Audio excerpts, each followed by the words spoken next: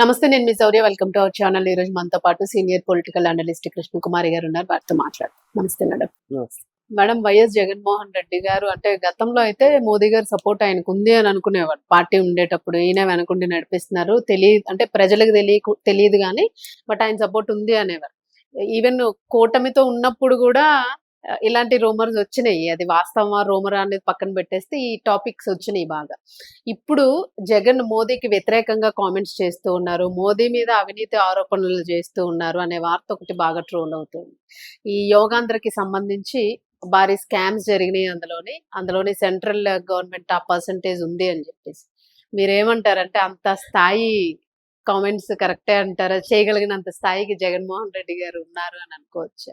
కాదండి, ఆయన స్థాయి గురించి మాట్లాడటం కాదు, ఒక ప్రధానమంత్రి గురించి మాట్లాడటానికి ఒక సామాన్య పౌరుడికి కూడా హక్కు ఉంది. మనం ఆ విషయంలో నో అనడానికి లేదు. ఎవరికైనా హక్కు ఉంది. మీరైనా విమర్శించవచ్చు, నేనైనా విమర్శించవచ్చు, ఎవరైనా విమర్శించవచ్చు. మనం అందరం, నాకు నేను డైరెక్ట్ గా ఓటేసి గెలిపించకపోవచ్చు, కానీ అవునన్నా కాదన్నా మనందరికీ ఆయన ప్రధానమంత్రి. ఓట్లు వేసిన వాళ్ళకి ఓట్లు వేయని వాళ్ళకి ప్రధానమంత్రి. దీనిలో స్థాయి భేదం ఉందని నేను అనుకోను. అయితే ఆ విమర్శ చేయడం వెనకమాల ఉద్దేశం ఇక్కడ ఇంపార్టెంట్. మరి జగన్మోహన్ రెడ్డి ఎన్ని రోజుల నుంచి, ఇన్ని సంవత్సరాల నుంచి ఒక బెయిల్ పైన ఉన్న వ్యక్తి ఇన్ని సంవత్సరాలు బెయిల్ పైన బయట ఉండటము అనేది ఆశ్చర్యకరం. అలాగే బెయిల్ మీద ఉండి ఆయన ముఖ్యమంత్రి కూడా అయ్యాడు, కోర్టుకు కూడా వ్యక్తిగత హాజరుకి మినహాయింపు పొందాడు. ఇప్పుడు వ్యక్తిగత హాజరు అంటే బెంబేలు ఎత్తిపోతున్నాడు. సరే, ఏది ఏమైనప్పటికీ కూడా పైవారి ఆశీస్సులు లేకుండా మట్టుకు జగన్మోహన్ రెడ్డి ఈ మాత్రం రాజకీయం చేయటం కుదిరే పని కాదు. ఇక్కడ అందరికీ అర్థమైన విషయం ఏంటి అంటే, అర్థం చేసుకోవాల్సిన విషయం కూడా, అసలు మోడీ నిజంగానే తప్పులు చేసిన వాళ్ళని బెత్తం పెట్టి కొడుతున్నాడా, కొట్టట్లేదా? లేదు, తప్పులు చేసినా పర్వాలేదు, నాకు ఏదో ఒక రోజు ఇది పనికొచ్చే మెటీరియల్ అనుకుంటే చూసి చూడనట్టు పోతున్నాడా, వాళ్ళకి సపోర్టింగ్ గా ఉంటున్నాడా అనేది ప్రపంచం మొత్తానికి తెలిసిన విషయం. ఆయన అందరితోనూ బాగానే ఉంటున్నాడు, అందరి సహాయ సహకారాలు ఆయనకు అవసరం. ఇప్పుడు మొన్న ఆయన ప్రధానమంత్రి అయ్యారు అంటే ఎన్డీఏ కూటమిలో మరి అందరి సహాయ సహకారాలు లేనిదే కాదు కదా. ఇప్పుడు కొన్ని బిల్లులు ఉన్నాయి, నిజంగా జగన్మోహన్ రెడ్డి మీద అంత ఇష్టం లేదు, ఖరాఖండిగా ఉండదలుచుకున్నారు అనుకోండి, ఆ బిల్లులకి జగన్మోహన్ రెడ్డి ఎందుకు ఓటేస్తాడు? ఆయన ఓటేస్తున్నాడంటేనే అర్థం ఏంటి, ఈయన మద్దతు ఆయనకు ఉంది అని. కానీ మద్దతు ఉంది అని నాలాంటి వాళ్ళు, మీలాంటి వాళ్ళు, ఇంకొకరు అనకుండా ఉండటం కోసం ఏదో ఒక నాటకం ఆడుతా ఉన్నారు, ఒక మాస్కులు పెట్టుకుని ఉన్నారు. ఆ మాస్కులు రోజు రోజుకి ఇంకా అవసరం. ఇప్పుడు ఈయన బలం తగ్గిపోయింది. ఇప్పుడు ఈయనకి బలం ఏముంది? అవును, జగన్మోహన్ రెడ్డికి మొన్న వచ్చింది ఎంతమంది? 3. ఆయనకి రాజ్యసభ ఎంపీలు టైం అయిపోతుంది. అవును, ఇక సహజంగా ఈయన్ని పక్కన పెట్టేస్తాడు మోడీ పక్కన పెట్టేశాను అని చెప్పే లోపు ఈయన నేను పక్కన పెట్టేశాను అన్నట్లుగా మాట్లాడుతున్నాడు. అంటే మాస్క్ ఇప్పుడు తీసేస్తా, అది నీ కింద పడ్డా మాస్క్ తో పని లేదు, కింద పడ్డా నాదే పై చెయ్యి అన్నట్లుగా అనమాట. ఇప్పుడు అసలు విషయానికి వస్తే యోగాంధ్ర అని చెప్పి, యోగా డే కోసం అని చెప్పి వైజాగ్ వచ్చాడు మోడీ. వచ్చి యోగా డే సందర్భంగా 63 కోట్లు ఖర్చు అయింది. 63 కోట్లు ఖర్చు అయితే దానిలో 90% కేంద్ర ఆయుష్ సంస్థ, కేంద్ర ఆరోగ్య మంత్రిత్వ శాఖ 90% ఇస్తుంది, 10% స్టేట్ గవర్నమెంట్ ఇస్తుంది. ఈ సంగతి కూడా అర్థం కాకముందే అసలే డబ్బులు లేవు అంటున్నారు, అప్పులు అంటున్నారు, అప్పు చేసి పప్పు కూడా అవసరమా, యోగా అవసరమా అని ఆ రోజు మాట్లాడారు. సరే, అది అయిపోయింది. ఇప్పుడు ఏమంటున్నారు, 90% వాళ్ళు ఇస్తే 10% వీళ్ళు పెట్టుకున్నారు. కానీ అసలు అయిన ఖర్చు 63 కోట్లు అయితే 333 కోట్లు అని చెప్పి ఎట్లా మాట్లాడుతున్నారు?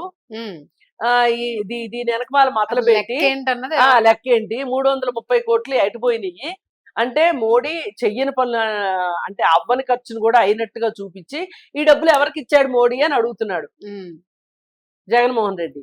లాజిక్ బానే ఉంది. మరి వాళ్ళు 363 కోట్లని ఎక్కడ చెప్పారు? ఆ డేటా ఏంటి? నోటికి ఏదొస్తే అది మాట్లాడేటివేనా? ఒకవేళ నిజంగా ఉంటే కూడా మనం ఖచ్చితంగా కేంద్ర ప్రభుత్వం అయినా సరే మోడీ అయినా సరే విమర్శించాల్సిందే, అడగాల్సిందే. ఖచ్చితంగా లెక్క అడగాల్సిందే. అసలు నీకు ఎక్కడి నుంచి వచ్చినాయి? నువ్వేమన్నా రైట్ టు ఇన్ఫర్మేషన్ యాక్ట్ కింద నువ్వు అప్లై చేసి దానికి ఇన్ని డబ్బులు ఖర్చు పెట్టామని కేంద్ర ప్రభుత్వం ఏమన్నా చెప్పిందా? ఆయుష్ మంత్రిత్వ శాఖ ఏమన్నా చెప్పిందా? ఆరోగ్య శాఖ ఎట్లా తెలిసింది ఆయనకి? నిజంగా కనుక 363 కోట్లు అని గాని డ్రా చేసినట్లయితే గనక కేంద్ర ప్రభుత్వము, ఇది చాలా పెద్ద సంచలనం. 63 కోట్లు ఒక్క రోజు కోసం 63 కోట్లు కాక 363 కోట్లు ఎందుకు అవుతాయండి? అదే కదా, ఎందుకు అవుతాయి? పైగా అసలు ఆ యోగా దినోత్సవం పెద్ద బోగసు, అందులో డౌట్ లేదు. అసలు అక్కడ యోగా చేసింది ఎవరండి? సరిగా మోడీకే రాలేదు. అసలు ఇంకో గమ్మత్ చెప్పాలంటే, వీళ్ళంతా యోగా పేరు చెప్పుకొని యోగాని వాడుకొని జనాల్లో తెచ్చుకోవాలనే గాని అసలు యోగా పేరు చెప్పకుండానే జవహర్లాల్ నెహ్రూ గారు శీర్షాసనం వేసేవాడు. ఇప్పుడు రాజకీయ నాయకులు ఎవరన్నా శీర్షాసనం వేయమనండి, వేయలేరు. అసలు మోడీ కాదు, అమిత్ షా కాదు, ఎవ్వరు ఒక్కళ్ళు కూడా ఒక్క ఆసనం కూడా సరిగా వేసిన వాళ్ళు లేరు. ఇంకా గట్టిగా మాట్లాడుకుంటే చంద్రబాబు నాయుడు గారు చాలా బాగా వేశారు ఆసనం. ఇప్పుడు ఈ మాట అన్నారు అనుకోండి, నాకు తెలియజేస్తారు పోస్తారు. కానీ మనం ఏ మాట కా మాట ఒప్పుకుని తీరాలి. కొన్ని విషయాల్లో మరి ఒప్పుకొని తీరాలి. ఇప్పుడు చంద్రబాబు నాయుడు గారు ఆసనాలు బాగా వేశాడు ఆ రోజు, మోడీ అనే సరిగా వేయలేకపోయాడు. ఇది యోగా అంటే ఒక రోజుకు ఒక రోజు, జూన్ 15వ తారీఖు ఒక రోజు చేస్తే అయ్యేది కాదండి. అది యోగా అనేది ఏంటంటే ఒక కంటిన్యూస్ ప్రాసెస్, ఒక లైఫ్ స్టైల్, అవన్నీ ఉంటాయి.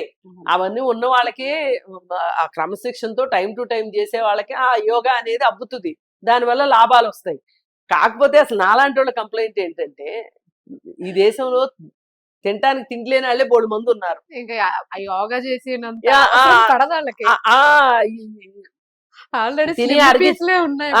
తిని అరిగించుకోవాల్సిన అవసరం ఏమి లేదు, తినడానికి లేదు. మన కరోనా టైంలో చూసాం కదా, బాగా పనులు చేసి ఎండల్లో తిరిగేవాడికి, చొక్కాలు వేసుకోకుండా ఎండలో తిరిగేవాడికి ఏ కరోనా రాలా. ఏసీ రూముల్లో కూర్చున్న వాళ్ళకే కరోనాలు వచ్చినాయి, భద్రమైన జీవితాలు అనుకుంటున్న వాళ్ళకే కరోనాలు వచ్చినాయి. అందుకని ఏంటంటే ఈ దేశంలో దాదాపు 80% మందికి అవసరం లేనిది యోగా. అంటే నేను అనేది యోగా వద్దు అని కాదు నా ఉద్దేశం. నువ్వు ఒక పరిమితమైన సెక్షన్స్ కు అవసరమైన దాన్ని దేశం మొత్తం మీద వేసి రుద్దుతున్నారు. ఇది తప్పితే ఇంకేమీ లేదని చెప్పి మాట్లాడుతున్నారు. అందుకని సరే, ఏదేమైనా వాళ్ళ డ్రామాలు వాళ్ళవి అనుకోండి. ఈ విషయంలో మటుకు అసలు జగన్మోహన్ రెడ్డి ఎప్పుడన్నా ఒక్కటి సరైన స్టేట్మెంట్ ఇస్తాడు అని ఎదురు చూస్తుంటే ఆయన నోట్లో నుంచి ఇప్పుడు ఆయనకి ఒక శాపం ఉందండి, నిజాలు చెప్పకూడదని శాపం ఉంది. ఇప్పుడు విక్రమార్కుడు బేతాళుళ్ళు లాగా నిజం చెప్తే చచ్చిపో 1000 ఒక్కలైపోద్ది, సమాధానం తెలిసి చెప్పపోయినా ఉంటది కదా, ఆ చందమామ కథలాగా జగన్మోహన్ రెడ్డి కూడా ఏదో శాపం ఉన్నట్లుంది. నువ్వు ఏది మాట్లాడి తప్పే మాట్లాడు. అవును, మొన్న పీపీపీ ఇది మెడికల్ కాలేజీల గురించి 140 ఎంత సంథింగ్ ఉంటే 1400 అన్నాడు. అదే ఇప్పుడు ఇదేమో 62 ఎంత ఉంటే 330 కోట్లు అంటారు. అది ఆ లెక్కల యాడ్ నుంచి తీసుకొస్తున్నాడు. ఏం లేదు, ఏదో ఒకటి మాట్లాడాలి. బయటికి ఒక వారంలో వచ్చేది ఒక రోజు బయటికి, ఆ వచ్చిన రోజు ఇవన్నీ మాట్లాడేసేయాలి. మిగతా రోజులు రెస్టే కదా. మంగళవారమో బుధవారం వస్తాడంట కదా ఆయన, ఏది యలహంక నుంచి. వచ్చినప్పుడు ఆ రోజు ఏదో మాట్లాడేసేసి వెళ్ళిపోవాలి. వీలైనన్ని ఆ రోజు మాట్లాడాలి. అందుకని తప్పులు గిప్పులు అన్ని మాట్లాడేసేసి వెళ్ళిపోతున్నాడు. సరే, ఏది ఏమైనా ప్రతిపక్ష నాయకులు అన్నప్పుడు ఒక పకడ్బందీ లెక్క ఉండాలి. అసలు నీకు మోడీతో స్నేహం ఉందో, ఇప్పుడు చంద్రబాబు నాయుడుతో అంటే నీకు ఖచ్చితంగా శత్రువే, ఇది అందరికి తెలిసిన విషయమే. అసలు మోడీ నీకు శత్రువా మిత్రుడా అని చెప్పి ఫస్ట్, తర్వాత కన్ఫ్యూజన్ విడగొట్టాలి. తర్వాత ఈ లెక్కలు కూడా జనాలు, అంటే ఇప్పుడు ఇదంతా జనాలు చూస్తున్నది, వాళ్ళు ప్రశ్నిస్తున్నదే. ఇది కోట్లు, ఎన్ని కోట్లు లెక్కేంది అసలు అని అనగానే ఇప్పుడు దాని గురించి మనం మాట్లాడాల్సి వచ్చింది. Thank you.